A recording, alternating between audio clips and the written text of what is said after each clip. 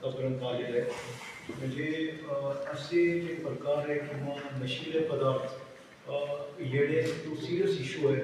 एक चांगली कारवाई एक झालेली आहे. तसेच याच्याशी निगडीत जे लोक आहेत त्यांची पण माहिती आम्ही काढलेली काही याच्यावर 307 आणि मकोका मर्डर वगैरे असे केसेस पण आहेत त्याच्यावर. तर हा एक सिरियस आणि चांगली डिटेक्शन झालेली आपले क्राईम ब्रांचकडून आणि याच्यात आपण पुढे जातो आहे की केव्हापासून कोण कोण आहे इथे शहरामध्ये अजून कोण कोण याच्यात निगडीत आहेत आणि कोणाकोणाला हे देणं होते फॅमिली.